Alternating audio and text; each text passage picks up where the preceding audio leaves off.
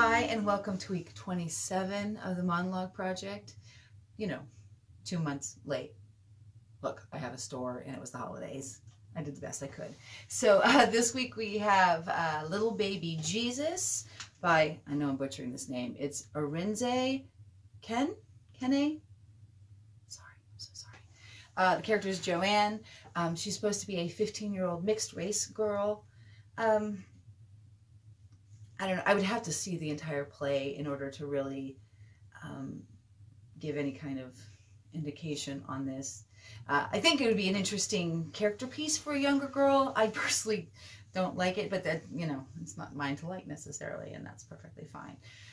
Challenges going into this: I have a retail store and it was the holidays, and good gravy, there was just no time. And so my apologies for having waited for so long for week 27, but we're going to get back on track from here. Other challenges were, I was nervous.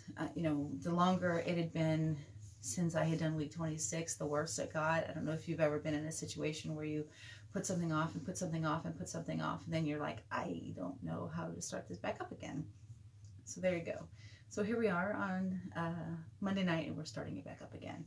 So all of that said, this is Little Baby Jesus by Arinze Kene, I hope, and the character is Joanne. I don't know, the retreat was all right, but everyone was younger than me, which was kind of disappointing, having no one your age to chat to. It looked nothing like the flyer. The other people who made the flyers are jokers, real talk. I get there now. All the colors had faded on the building. The children were there looking all crustified, dear Lord. Crust. I thought I had it bad. One of them looked like she was wearing a potato sack, and another one looked like he stole his clothes off of a scarecrow. Caveman couture as well. No shoes. Some people do not have it. It is a sad world, man. On the first day, you could tell who and who were going to clash. It was like the Big Brother house for teenage rejects and unwanted infants. Some dramatic kids up there, boy. Crying like it was the first day of school. Little Jack crying like he sold his cow for some beans and never got the beanstalk. Real talk. I told everyone straight, Oi, listen, I'm the oldest one here, so like, yeah, just have respect in that for me. I flopped it. Like George Bush, I had everyone's attention and flopped, seriously.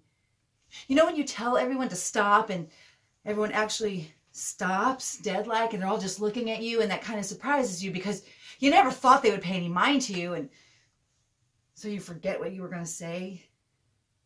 Real talk. Just have respect for me in that.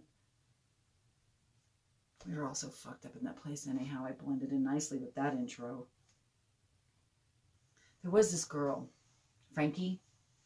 I think Frankie's a crack baby. The most hyperest 13-year-old in the world. She already had this raspy voice, and she was always screaming and shouting and bitching and laughing, or whistling that loud whistle. The one where you jam 2 fingers in your mouth.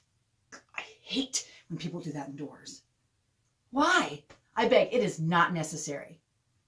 Okay, Frankie, we all know you can do it now. Stop showing off.